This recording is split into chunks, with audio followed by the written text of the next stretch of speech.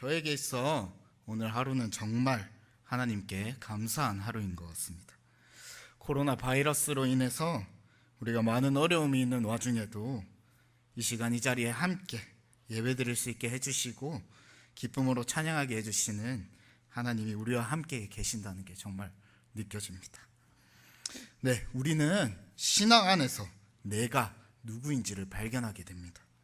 그 이유는 하나님이 어떤 분이신지를 점점 알아가기 때문입니다. 그럴수록 우리는 한없이 작은 존재이고 하나님은 더더욱 높으신 분이라는 것을 알게 됩니다. 오늘 시편 118편 5절 말씀에서 우리는 더 자세히 알 수 있습니다. 네, 제가 잠깐 읽겠습니다.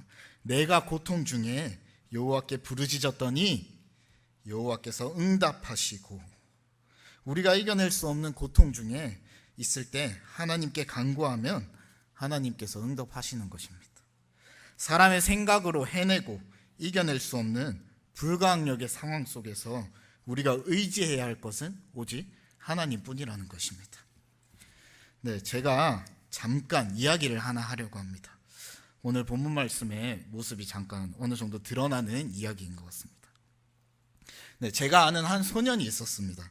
그 소년은 모태신앙이었고 화목하고 좋은 부모님 아래서 행복하게 살던 소년이었어요. 그리고 부모님 두 분 다 교회를 열심히 섬기고 봉사하시는 분들이었습니다. 하지만 그 소년은 교회에서 항상 겉돌고 자신이 왜 교회를 다녀야 하는지, 그리고 왜 하나님을 믿어야 하는지 알지 못하는 소년이었습니다. 그렇게 주일학교를 나가야 하는지 이렇게 몰랐던 소년은 그냥 늘 교회에서 사고만 치고 장난만 치던 아이였습니다.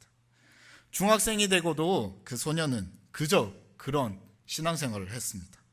여전히 믿음의 이유를 알지 못했고 하나님을 믿는 이유를 몰랐습니다. 그런데 그런 소년에게 정말 큰 어려움과 상황이 닥치게 됩니다. 바로 자신이 그토록 사랑하고 좋아하던 어머님께서 아프다는 이야기를 듣게 되었습니다. 소년의 엄마는 한 대학병원에서 진료를 받게 됩니다. 원인 불명의 두통과 고열에 시달리게 돼요. 소년은 학교에서 그 소식을 듣고 병원을 급하게 가게 돼요. 그런 소년에게는 그냥 그 엄마의 모습을 보았을 때 엄마는 그저 의식이 없었고 누워 있었던 것입니다. 그런 상황에서 그 소년은 할 수 있었던 것은 아무것도 없었습니다. 그저 그냥 그 자리에서 엄마를 지켜보며 슬퍼하는 것밖에 없었습니다. 엄마를 깨울 능력도, 엄마의 아픈 병을 고칠 능력도 없었던 것입니다. 그렇게 하염없이 엄마를 기다리다 엄마가 깨어났을 때 그 소년은 가장 행복한 순간이 아니라 아픔을 가지게 됩니다. 바로 사랑하는 엄마가 머리가 아파서 그 아이의 얼굴을 알아보지 못했던 것입니다. 그 순간 그 소년은 큰 충격과 무력감에 빠지게 됩니다. 그 소년이 그 순간 할 수 있었던 것은 단 하나밖에 없었습니다. 바로 자신이 다니던 교회에 찾아가 하나님 앞에 무릎 꿇고 기도하는 것이었습니다. 하나님을 왜 믿는지도, 그리고 왜 교회에 나가야 하는지도 모르던 소년이 하나님 앞에 나와 간절히 기도했습니다. 하나님께서 정말로 살아계신다면 제 엄마를 고쳐주세요. 하나님, 제가 하나님을 믿지 못했지만 정말 하나님께서 살아계신다면 제 기도를 들어주세요. 하나님, 제발 도와주세요. 하나님께서 제 엄마를 고쳐주신다면 하나님께서 명하시는 대로, 하나님께서 원하시는 대로 살겠습니다. 소년은 어떻게 되었을까요? 하나님은 그 소년의 기도에 응답하셨습니다. 그리고 하나님께서 그 소년의 엄마를 치유하셨습니다. 하나님께서는 그 소년의 기도의 응답으로 가정을 회복받고 믿음의 삶으로 변하기 원하셨습니다. 우리가 알아야 할 것은 인간의 존재는 연약하고 부족하다는 것입니다.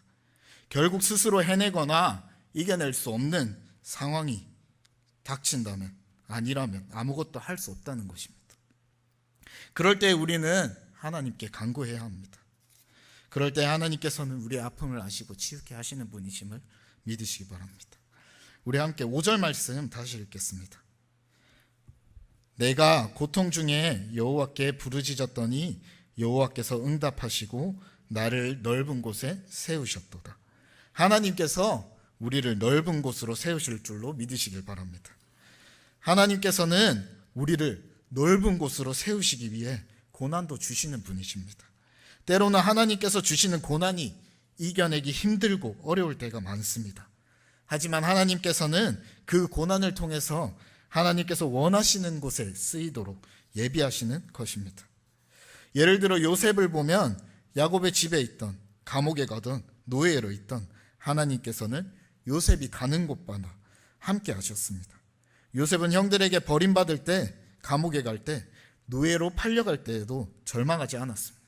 하나님께서 주신 꿈이 있었고 함께 하신다는 것을 굳게 믿었기 때문입니다. 오늘 여호와께서 응답하시고 나를 넓은 곳에 세우셨도다, 이 말씀을 우리가 잘 기억하며 새기는 지자교회 성도 여러분 되시기를 소망합니다. 네, 우리 6절 함께 읽겠습니다. 시작. 여호와는 내 편이시라 내가 두려워하지 아니하리니 사람이 내게 어찌할까. 아멘. 하나님께서는 우리의 편임을 믿으시기 바랍니다. 요즘 우리는 사회로부터 비난도 받고 손가락질도 받아오고 있습니다. 코로나 바이러스로 인해서 많은 아픔을 겪고 우리가 피해도 보고 있습니다. 굉장히 마음 아픈 일이 있다면 최근 한국교회는 우리가 또다시 이번에 아픔을 겪고 있다는 것입니다. 제가 여자친구와 가끔씩 데이트를 나갈 때가 있습니다. 동네 식당이나 카페를 다녀도 제가 봤을 때는 교회보다 방역 지침을 잘 지키는 곳을 보기가 어려웠던 것 같습니다. 그 누구보다 방역 지침과 활동을 준수하고 노력함에도 불구하고 사회에서는 그 소수를 보고 비난과 화살을 정해놓은 것처럼 교회를 핍박하고 있습니다. 이럴 때일수록, 이 어려움을 우리가 당하고 있을 때일수록 우리가 기도하며 하나님의 때를 기다리며 주님만을 의지하며 주님께서 우리의 편이시자 우리를 보호해 주실 것을 믿으며 나아가는 우리 지자교회 성도 여러분 되시기를 간절히 소망합니다. 우리 시편 118편 28절에서 29절 말씀 함께 읽겠습니다.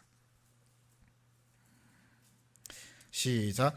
주는 나의 하나님이시라 내가 주께 감사하리이다. 주는 나의 하나님이시라 내가 주를 높이리이다. 여호와께 감사하라. 그는 선하시며 그의 인자하심이 영원함이로다. 아멘. 주님이 나의 하나님이심을 믿으시기 바랍니다. 아까 그 소년은 하나님을 믿지 않았었습니다. 하나님께서는 소년을 사용하시기 위해, 자녀 삼으시기 위해 소년에게 변화할 기회를 주셨습니다. 소년의 입장에서 신앙생활을 하지 않았을지 몰라도 이미 그 처음부터 끝까지 모든 것은 하나님의 계획이셨고 그 과정이 모두 신앙생활이었던 것 같습니다. 고난과 어려움을 통해서 소년은 주님 앞에 나와 기도하게 되었고 진정한 하나님을 만나게 됩니다. 내가 주인의 삶이었던 소년의 삶이 하나님이 주인인 삶을 살며 나의 하나님이심을 고백하는 삶을 살게 되었습니다. 진정한 하나님을 만난 삶은 늘 하나님께 감사하는 삶으로 살게 됩니다.